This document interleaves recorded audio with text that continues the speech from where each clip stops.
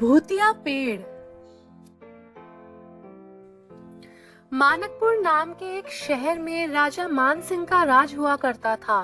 वो हमेशा अपनी प्रजा के हित में कार्य किया करते थे। वहाँ की प्रजा बहुत खुश रहती थी। एक दिन एक गिद्ध आकाश में भूतिया पेड़ के बीज लेकर उड़ रहा था।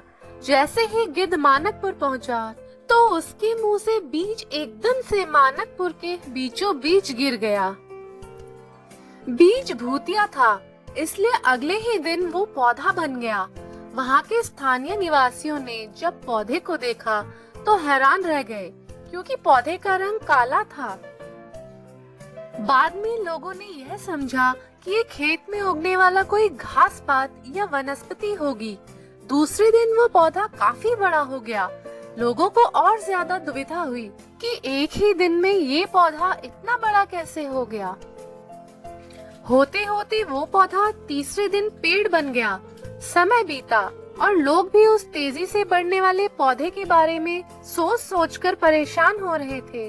वो इस मामले को राजा के पास लेकर गए। ऐसे जादुई पौधे का पता चलते ही राजा तुरंत उस जगह पर पहुंच गए। राजा को जैसे ही पता चला कि एक काले रंग का पौधा 3 दिन में पेड़ बना है, तो वे भी उस पेड़ को हैरानी से देखने लगे। राजा उस पेड़ के पास चौथे दिन पहुंचे थे और तब तक पेड़ और बड़ा हो चुका था।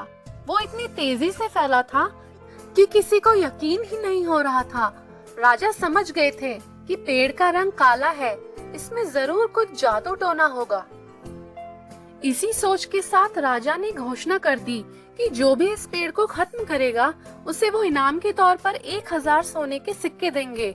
यही नहीं, राजा ने यहाँ तक कहा कि पेड़ को खत्म करने वाला व्यक्ति मेरी मृत्यु के बाद मेरी राजगद्दी पाने का हकदार भी बनेगा। इतनी बड़ी घोषणा सुनने के बाद हर कोई पेड़ खत्म करने के लिए अपना दिमाग लगाने लगा। राजा के सारे चतुर मंत्रियों ने भी तरकीब लगाई, लेकिन पेड़ को कोई भी नष्ट नहीं कर पाया। किसी ने पेड़ के आसपास आग लगवाई तो एक मंत्री ने उस भूतिया पेड़ को हाथियों तक से खिंचवाया, लेकिन पेड़ को कुछ भी न हुआ। अब लोगों के मन में डर बैठ गया और उन्हें लगा कि पक्का यह ऐसा वैसा नहीं बल्कि भूतिया पेड़ है। तभी उस गांव के एक समझदार व्यक्ति को राजा की घोषणा का पता लगा। जानकारी मिलते ही वह अपने गुरु के पास भूतिया पेड़ से जुड़े रहस्य को जानने के लिए पहुंच गया। गुरुजी ने अपनी ध्यान की शक्ति को एकत्र करके देखा और उससे पूछा, क्या तुम पेड़ को खत्म करना चाहते हो? समझदार व्यक्ति ने जवाब दिया, हाँ गुरुजी, सब उससे परेशान हैं। गुरुजी ने बताया कि उसे खत्म करने का एक ही तरीका है। इसके लिए तुम्हें उस पेड़ के आसपास नमक डालना होगा। इस तरकीब के बारे में जानते ही वो व्यक्ति तेजी से राजा के पास गया और कहा कि इस पेड़ के आसपास आपको नमक डलवाना होगा। ऐसा करने पर ही यह पेड़ खत्म होगा। राजा ने अपने सैनिकों को ठीक ऐसा ही करने को कहा। सैनिकों ने मिलकर पेड़ के चारों ओर खूब सारा नमक डाल दिया। नमक डालने के एक दिन बाद ही पेड़ का आकार कुछ कम हो गया। होते होते 5वें दिन तक पेड़ एकदम छोटा हो गया। उसके बाद गलकर वो गायब ही हो गया।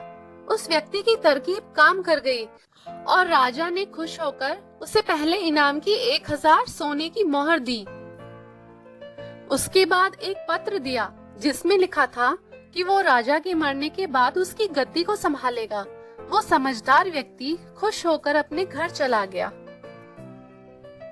सीख: ऐसी कोई मुसीबत नहीं होती जिसका समाधान न किया जा सके।